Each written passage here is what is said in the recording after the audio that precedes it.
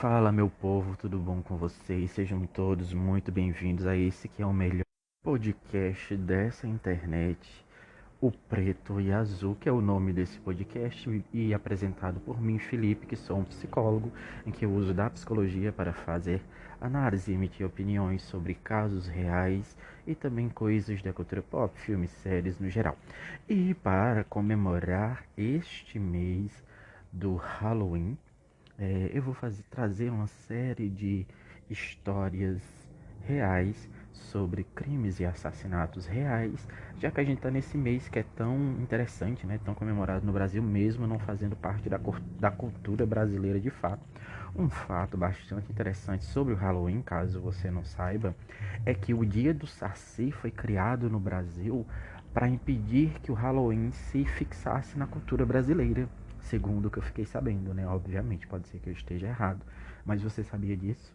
Então, uma forma de proteger a cultura do Brasil, entre muitas aspas. Então, no dia que é comemorado o Halloween, que é no dia 31 de outubro, se não me engano, foi criado o Dia do Saci no Brasil, para que essa data não entrasse no Brasil. Por isso que o Halloween ainda não é tão difundido no Brasil. A gente sabe que o Halloween existe, obviamente, mas ele não é tão comemorado como em outros países, por exemplo, como na Coreia, no Japão, que é realmente um feriado fixo deles lá, né? Eles comemoram de fato. E aí, para comemorar esse mês, né, que é tão aguardado, muitas pessoas preferem, inclusive, o Halloween a outras datas comemorativas, como eu, por exemplo. Eu acho o Halloween muito mais divertido do que o Carnaval, por exemplo. Eu não sou muito do Carnaval. Já fui mais quando era criança, mas hoje em dia não tenho mais esse apego emocional. Então eu vou trazer uma série de fatos e na verdade uma série de histórias, todas histórias reais que eu pesquisei sobre coisas que aconteceram, né, por aí, assassinatos e crimes, e fazer breves comentários, já que o Spotify tá me gongando. Eu utilizo o aplicativo oficial do Spotify para fazer os meus episódios maravilhosos, que já existem muitos aqui, mas o Spotify tem um limite de tempo de duração para cada episódio que eu não sabia, que era de 60 minutos. Então vamos começar. Não sei se você sabia, mas existe na verdade, não sei se você ficou sabendo, né?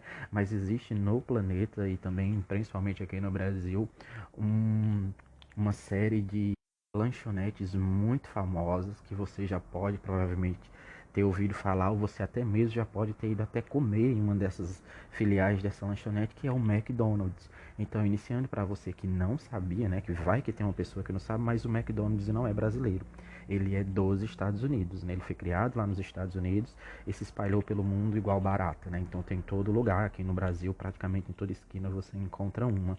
E aí a gente cresceu vendo essa imagem do McDonald's como um lugar feliz, como um lugar divertido, onde a gente se apegou principalmente ali nos anos 90 e no iniciozinho dos anos 2000, aquele palhaço bizarro, macabro, que é o símbolo do McDonald's, porque eu não sei como as pessoas gostam daquele palhaço, porque particularmente ele é horroroso. Mas como eu disse, ele foi criado nos Estados Unidos, então ele tem muito mais força lá nos Estados Unidos e muito mais histórias. Muito mais histórias envolvendo ele, né? Inclusive histórias de quê? De massacre. Sim, senhoras e senhores, não sei se você ficou sabendo, mas se você não ficou sabendo, você vai ficar sabendo agora que já foi feito um massacre dentro de uma filial do McDonald's nos Estados Unidos. Então, o McDonald's existe ali morte, não só morte, mas um massacre de mais de 20 pessoas realizados dentro do McDonald's. E é sobre isso que nós vamos falar hoje, desse massacre do McDonald's, né? Vou contar sobre todos os fatos que aconteceram e também realizar uma breve explanação psicológica sobre os motivos que eu acho que pode ter levado a pessoa a cometer esse massacre. Lembrando que eu vou contar uma história real, de um caso real, e esse caso ele pode gerar gatilho em algumas pessoas, e se você por acaso se sentir afetado em algum momento pela história que vai ser contada, por favor, encerre sua participação aqui nesse podcast, pelo menos nesse episódio, e vai curtir todos os outros episódios que tem disponível aqui, porque tem episódio de todos os tipos. O objetivo não é gerar gatilho em ninguém, não é fazer com que ninguém se sinta desconfortável, mas sim narrar e gerar comentários sobre um fato que realmente aconteceu. Então vamos iniciar falando o que aconteceu, né? Como eu já disse, houve um massacre no O que significa, né, esse massacre? De maneira muito básica, já que a proposta do episódio é falar de maneira básica e acessível, esse massacre foi uma série de assassinatos dentro do McDonald's nos Estados Unidos provocados por um homem, né? E aí eu vou contar um pouquinho da história desse homem para você, e o nome dele é James Hubert. Não sei falar inglês direito, pode ser James Hubert ou Hubert, como eu falaria, né? James Hubert, o massacre do McDonald's, né, que aconteceu nos Estados Unidos. Então, para iniciar, vamos contextualizar um pouquinho sobre a história dele. Então, quem foi James? James foi um pai de família aparentemente pacato que viveu nos Estados Unidos, em alguns locais dos Estados Unidos, né, em alguns estados, e que em algum momento resolveu praticar esse tipo de crime. Então, James, ele vem de uma família, na verdade, uma relação familiar bastante complicada, em que ele tinha uma mãe que era uma fanática religiosa. E quando ele tinha por volta dos 7 anos de idade, essa mãe abandona o lar, né? Abandona seu filho, seu marido, sua casa, para se tornar uma missionária. E aí a gente já começa e pode realizar, já iniciando esse debate sobre esse abandono. Muito provavelmente, obviamente, assim, essa mulher provavelmente era sim uma fanática religiosa. A gente não tem como saber se ela era realmente ou não uma fanática religiosa, mas essa questão do abandono, existe uma probabilidade gigantesca de, na verdade, ela ter se valido dessa questão de se tornar uma missionária como uma desculpa para aquilo que ela estava fazendo, né? Então ela provavelmente estava muito satisfeita com a vida que ela levava ali, com aquele marido e com aquele filho, em que ela achou, né, ao fazer a sominha ali, a fazer uma análise sobre sua vida, ela achou que era muito mais valioso para a vida dela e para a existência dela se ver livre daquelas pessoas, se ver livre daquela vida e se jogar no meio do mundo, né? Porque afinal de contas, os missionários andam pelo mundo pregando aí a palavra do Senhor que eles acreditam, não é mesmo? Então, eu, enquanto psicólogo, cravo que, na minha opinião, ela não abandonou eles por causa de uma vocação religiosa. Ela abandonou seu marido e principalmente o seu filho por conveniência, né? Ela achou nessa questão missionária uma boa desculpa. Então ela deu a desculpa de que estava por aí pregando a palavra de Deus. Então ele é abandonado, né? Como eu disse, e obviamente que isso gera sequelas eternas em uma criança. Imagine você que de repente um dia você acorda, sua mãe olha para você, ou seu pai olha para você, mas especificamente sua mãe diz: beijo querido, beijo querida, estou indo embora pregar a palavra de Deus, pois me tornarei missionária, cegai a vida de vocês que eu vou seguindo a minha. E obviamente isso teve consequências em sua vida em que ele se tornou uma criança solitária, já que em sua história, pelo menos na minha pesquisa, eu não achei nenhuma fonte que indicasse que ele teve irmãos ou contato direto com alguma outra criança ou membro de sua família. Então, na história dele, né, nos relatos, dizem que ele se tornou uma criança solitária, ele foi criado apenas pelo pai dele, em que nem, em nenhum momento é relatado que esse pai era um pai 100% presente, até porque ele precisava cuidar de uma criança e de uma casa, né, manter uma criança e uma casa, e em que no meio dessa solidão ele acaba transformando um animal em seu melhor amigo. Então, seu melhor amigo passa a ser um cachorro que ele tinha, né? Em que ele utiliza para aliviar essa angústia é, de ter sido abandonado por sua mãe por ser filho único. Ele não tinha nenhuma outra base. A base que ele tinha era a mãe e o pai. O pai provavelmente passava o dia trabalhando, já que nós estamos falando ali da década de 50, 60, quando ele era criança. E a mãe o abandonou por motivos que só ela realmente sabe, mas que eu já emiti minha opinião sobre. E aí a gente fala sobre a sua adolescência e o início de sua vida adulta. Ali entre a adolescência e o início de sua vida adulta, ele tem sua primeira ambição, ou seja, ele começa a ter seus primeiros desejos relacionados mesmo assim à sua vida, né? Um sentido, a dar um sentido à sua vida, e sua primeira ambição era trabalhar em uma casa funerária. né, em que na sua história diz que isso acabou não se concretizando, não se tornando realidade. Ele não conseguiu trabalhar com o que ele queria, né, não conseguiu se transformar em um agente funerário. E sua história diz que, embora ele tivesse recebido uma licença do Instituto de Ciências Mortuárias de Pittsburgh, que é um estado lá dos Estados Unidos, faltava a ele habilidades necessárias para trabalhar com esse tipo de coisa, pelo menos lá nos Estados Unidos, na visão dele, né? Para se tornar um agente funerário bem-sucedido. Ele passou por avaliações, né, de pessoas que já trabalhavam nessa área, que já tinham uma experiência. Uma das pessoas, um dos profissionais que avaliou ele, né, para que ele pudesse se tornar esse agente funerário nos Estados Unidos, em sua análise, ele escreveu que ele era um bom embalsamador, mas ele não tinha as habilidades sociais necessárias para trabalhar com isso. Ou seja, de modo geral, o que essa pessoa que avaliou ele quis dizer? Quis dizer que ele sabia muito bem como lidar com cadáveres, mas que ele não tinha habilidades suficientes para lidar com pessoas vivas, o que era necessário para se tornar um agente funerário. Afinal de contas, embora os agentes funerários eles estejam com uma ligação direta com a morte, né, trabalham diretamente com a morte, mas eles vendem planos funerários, vendem caixões, vendem lá cerimônias funerárias, não sei como é exatamente nos Estados Unidos, para pessoas vivas, né? Ele não vende para o cadáver afinal de contas já está morto, então ele precisava de habilidades extras, em que o agente funerário ele não era só um embalsamador. Embalsamador, de modo muito simples, seria a pessoa responsável por tratar do cadáver, né? Deixar o cadáver em condições aceitáveis para que ele pudesse ser revelado. Então, começa aí. E aí também a gente pode levantar esses questionamentos. Obviamente que sua incapacidade de se relacionar de maneira adequada na visão dessas pessoas que os estavam avaliando, né, que a gente também não sabe como essa avaliação foi realizada, essa incapacidade que ele tinha, essas habilidades que ele não tinha, na verdade, isso vem também das questões do abandono. Afinal de contas, como a gente já comentou aqui, eu e as vozes da minha cabeça, ele vem de uma família completamente disfuncional, ele foi abandonado pela mãe, ele tinha apenas o pai como referência, o melhor amigo dele era um cachorro, ele não tinha um melhor amigo humano, ele não tinha irmãos. Então, como uma pessoa dessa aprende a socializar? Mesmo ele estando envolto, por exemplo, na escola, ele estando na escola, há uma dificuldade, ainda mais nos Estados Unidos, em que as pessoas não são tão calorosas e não estão tão ligadas quanto aqui no Brasil. É muito mais fácil você socializar e aprender e desenvolver habilidades sociais no Brasil do que lá, né?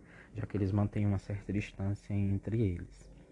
Aí é muito interessante que ainda assim, né, mesmo tendo essas dificuldades de se transformar no agente funerário, ele conseguiu prosperar na vida durante algum tempo. Em 1965, quando ele tinha 23 anos, ele se casou com a então namorada dele, Edna. Né? Alguns anos depois, ele já tinha duas filhas, né? E ele morava em uma casa, e ele tinha uma vida confortável em Massillon, Ohio, né, que era a cidade onde ele morava na época com sua esposa e então suas duas filhas, aí no ano de 1965. Na verdade, em 1965 ele se casa, né? Alguns anos depois ele já está com duas filhas e estava com uma vida estável. Ele conseguiu, né? De certa forma ele conseguiu prosperar, pelo menos na visão da sociedade, né? Ele tinha uma vida próspera, ele tinha uma vida que era a vida que todo mundo queria, que era uma vida estável até aquele momento, na opinião dos outros, obviamente, não na opinião dele, né? Mas por volta do início dos anos 70, né, em 1970, James era, como eu disse, pai de duas filhas e tinha um emprego bom e estável como soldador em uma fábrica na cidade onde ele morava, na Geórgia, né, que é um estado dos Estados Unidos, mas sua existência ela se resumia à sua família e seus filhos, e ele tinha nessa época um relacionamento bem conturbado com os seus vizinhos. O que isso quer dizer? O que isso quer dizer é que ele, embora tivesse uma esposa, tivesse filhos e tivesse um trabalho estável, tivesse uma condição financeira que lhe proporcionava uma vida agradável, né? Uma vida com, vamos dizer assim, com o mínimo necessário para que ele sobrevivesse junto de sua família. Ele não tinha amigos, ou seja, ele continuava envolto pela solidão. E aí eu sugiro a você, se você quiser saber um pouco mais essa diferença entre solidão e solitude, que ao terminar de ouvir esse episódio, passa no episódio que já tem disponível aqui, onde eu falo sobre o Jeffrey Dahmer, né, que foi um canibal americano. Então já tem um episódio aqui disponível e lá eu explico melhor essas questões de solidão e solitude. Mas aqui a gente se limita a essa criatura solitária, o que você vai perceber que é muito comum. Como eu acabei de dizer, Jeffrey Dahmer também era uma criatura solitária e ele também, o James também é uma criatura solitária. Então, embora ele tivesse filho, ele tivesse emprego, ele tivesse uma casa, ele continuava sendo solitário. Ele não tinha amigos e não mantinha um bom relacionamento com os seus vizinhos, com quem ele brigava com frequência. E nós não temos relatos do porquê que ele brigava com frequência com esses vizinhos, mas isso era uma coisa constante em sua vida. E aí, aproveitando dessa solidão, ele passava o seu tempo lendo revistas sobre armas e também lia muitos livros de história de sobrevivência, tipo manuais de sobrevivência, como sobreviver, histórias relacionadas a esse tipo de coisa. E ele sempre demonstrou um interesse desde criança, desde muito jovem, em armas. Então ele era um apreciador de armas, coisa que é muito comum nos Estados Unidos, já que nos Estados Unidos o porte de arma é legal, qualquer pessoa maior de idade pode ter uma arma nos Estados Unidos, né? Lá sempre foi, então ele sempre teve esse interesse e ele pegava ali o seu tempo livre que ele tinha e estudava, né? De certa forma lia sobre armas, que era algo que lhe interessava, né? Mas a situação dele começou a complicar conforme os anos foram passando. Em 1980, quando a região onde ele morava foi afetada por uma crise, a fábrica onde ele trabalhava fechou e ele acabou perdendo o emprego. E aí, nas palavras de sua então esposa Edna, mais tarde, assim, no decorrer da vida dele, a vida dele começou a desmoronar, segundo ela, né? Então ela disse isso em algum momento, a vida dele começou a desmoronar ali por volta de 1980, depois de 6 meses desempregado e não tendo assim nenhuma perspectiva de melhora em sua vida, né, de suas condições. Ele foi logo despedido outra vez, né? Ele conseguia sempre um bico aqui, um bico ali, mas nunca conseguia a estabilidade que ele teve nos anos anteriores. E aí, nessa época em que a vida estava muito instável, né? Porque ele passou de uma vida estável para uma vida instável, com instabilidade, ele começou a falar sobre suicídio, né? E coisas muito piores do que o suicídio ele também chegou a relatar nessa época. E aí a gente vê essas consequências, né? Mais uma vez, as consequências do quê? Do desespero, que está relacionado também à sua solidão, ao fato de ter sido abandonado, à sua incapacidade de ter habilidades sociais para lidar, porque isso é uma habilidade social. Uma coisa muito interessante que eu tenho aqui que comentar, que é uma forma geral, que pessoas diante da frustração, ela tem reações diferentes.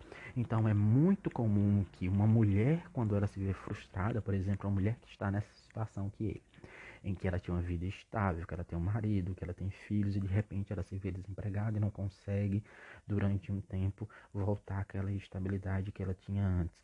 A mulher tem uma tendência maior a resolver essas questões de frustração, essa frustração que ela está tendo com momentos de melancolia, momentos depressivos. Já o homem, frente a uma frustração, na grande maioria das vezes, ele encara essa frustração com violência, com atos violentos, tendo atitudes violentas, que é isso que a gente está vendo nele. Então, quando ele se vê frustrado por não estar tendo mais aquela vida que ele tinha antes, então ele começa a ter pensamentos violentos, pensamento suicida e outros pensamentos piores que não foram relatados, mas que vão ser relatados mais à frente. Você pode imaginar o quão violento é o pensar no suicídio, porque o pensar no suicídio é o pensar diretamente na morte. E ele estava calculando formas de como se suicidar e até mesmo levar consigo sua família, né? E aí, de acordo com um conhecido dele, foi por volta dessa época ali de 1980, em que as coisas estavam ruins para o James, que ele começou a expressar pensamentos que ele classificou como sendo pensamentos assustadores. E aí eu vou abrir aspas e vou falar o que esse conhecido disse sobre ele. Ele diz que O James dizia que não tinha nenhuma razão para continuar vivendo, que não tinha nem emprego, nem tinha nada. Ou seja, ele não tinha motivo. Ele dizia que se aquilo fosse o fim da linha e não pudesse mais sustentar sua família, levaria todo mundo com ele. Aí a gente vê mais uma questão novamente da falta de sentido, que é uma coisa que eu também falo muito sobre lá no episódio de Jeffrey Dahmer. Então ele não vê mais um sentido para continuar existindo. Ele não consegue ver um fim. Na verdade não é nem um fim, mas um caminhar. Ele na verdade chegou no fim, né? Ele não está vendo mais um propósito de se manter vivo, pois as coisas desestabilizaram, né? Mais uma vez, muito provavelmente nessa época, o que é que ele estava revivendo? Ele estava revivendo as coisas, as questões ali, dos traumas, da angústia que ele teve quando era criança, do desespero por não ter em quem se acolher, porque nós temos que reconhecer que o que é nossa família é nossa base.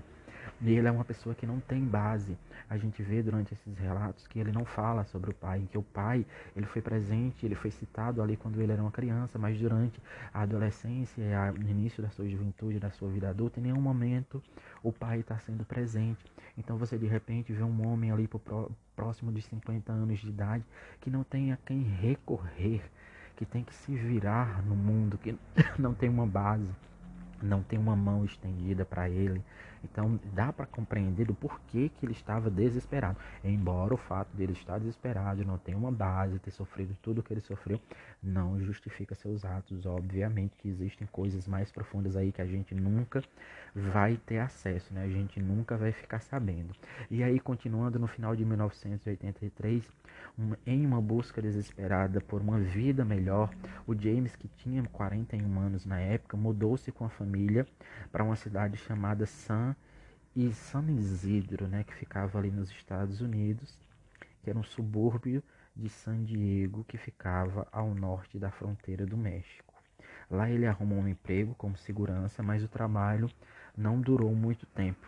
Sua família, então, ela é forçada a se mudar mais uma vez para que eles tivessem uma vida melhor, mas a vida na verdade ficou cada vez mais decadente, né?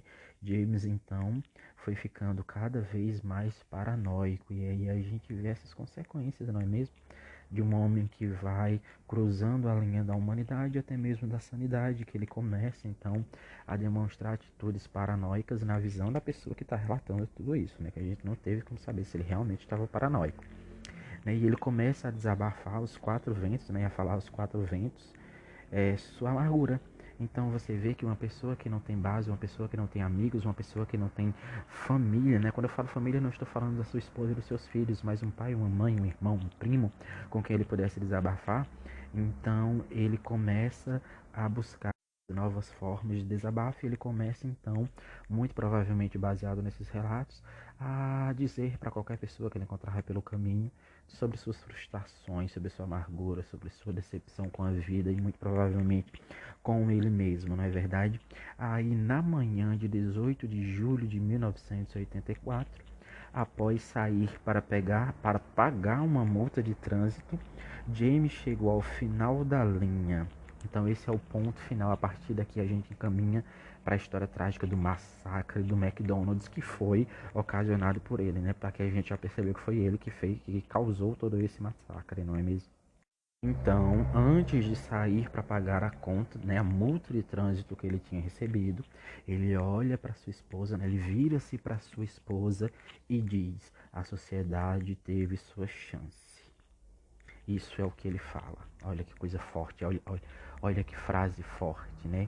Indicando que esse gatilho, a gota d'água, chegou no fundo do poço, né? A sociedade teve sua chance.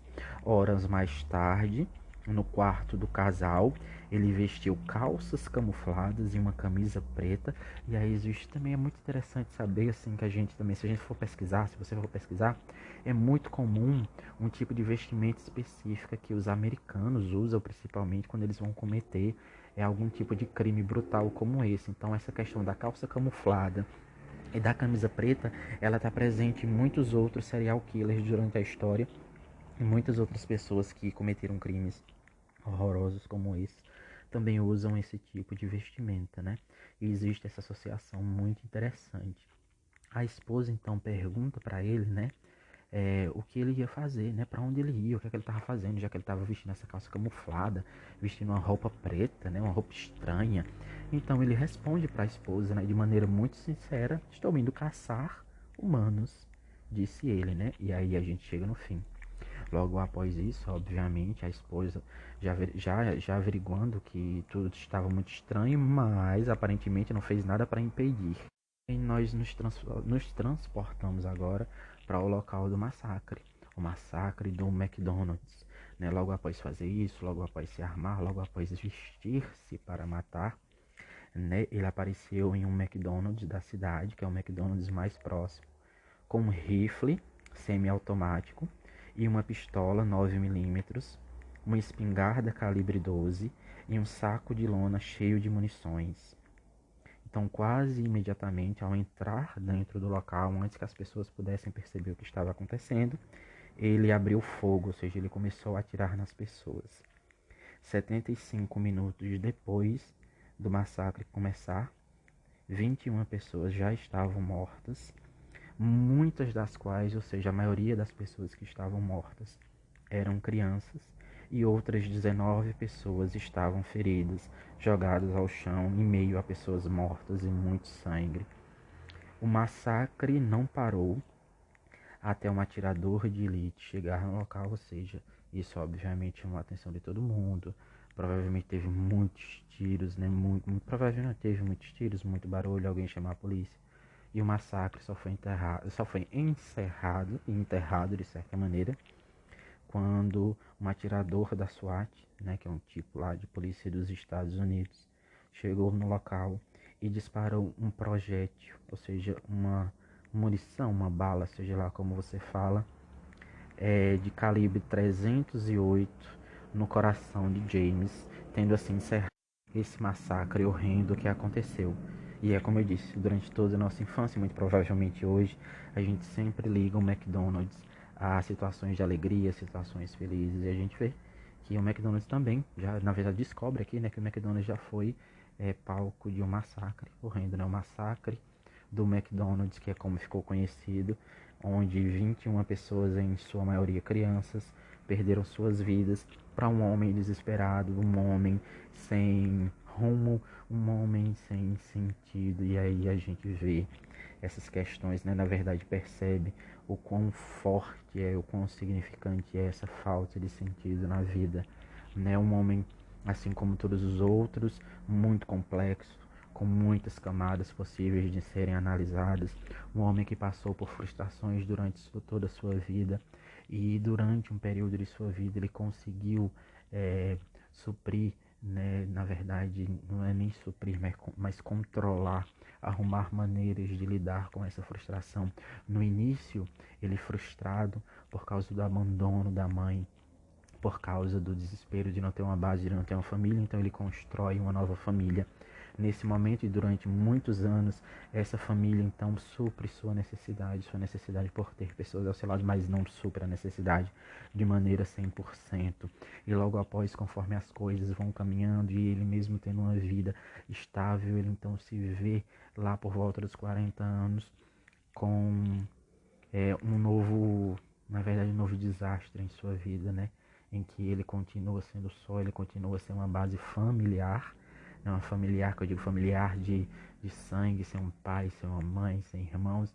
Então ele passa por mais um momento de frustração, onde ele vê a sua vida, a vida que ele construiu com muito esforço, desmoronar.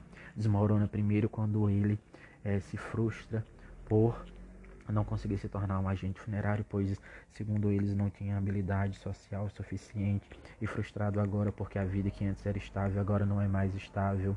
E aí a única forma que ele consegue de lidar com essa situação, pois chegou no seu limite, é primeiro pensando em se matar, depois ele ultrapassa a linha e na verdade ele resolve se vingar de um mundo, já que ele nem mesmo podia se vingar de seus pais, já que o pai, como nós percebemos durante a história, em nenhum momento é presente, e sua mãe muito menos, né, que desapareceu, abandonou ele há muitos e muitos anos. E a gente vê todas essas questões e ver como as questões são complexas. Mais uma vez, tenho que deixar aqui claro de que esse episódio não tem como objetivo nenhum passar pano para as coisas que ele fez. Ele é um monstro. Ele matou mais de 20 pessoas. Ele matou crianças, pessoas que não tinham nada, né? Não tinha nenhuma relação com sua vida e com as questões que estavam acontecendo em sua vida. E na verdade, essa morte, isso foi um gatilho, não é, né? Essa morte social, na verdade, né? Porque ele experimentou essa solidão, um homem solitário, um homem abandonado, um homem frustrado e não sabia mais o que fazer, encaminhando aí para velhice, né? Um homem já na meia idade, iniciando a meia idade, mais de 40 anos, que viu sua vida desmoronar e sabia que por mais que tentasse, era muito difícil, né? Um monstro, assim como todos os outros, né? Um assassino impiedoso que provocou, sem dúvida nenhuma, provavelmente, muito provavelmente, o maior massacre realizado dentro do McDonald's, já que deve ter acontecido outros massacres em outros restaurantes populares nos Estados Unidos. Então é isso. Se você gostou do episódio, não se esquece de avaliar a gente com 5 estrelas. Por favor, não custa nada para você. Avalie a gente com 5 estrelas. Não esquece de seguir aqui o podcast. Se você está escutando pelo Spotify ou por qualquer outra plataforma, segue a gente, espalha o episódio com os amigos e fica de olho aqui porque vai ter muito episódio nesse mês do Halloween para você e é de graça. Aproveita! Então a gente se vê em um outro episódio. Valeu, falou!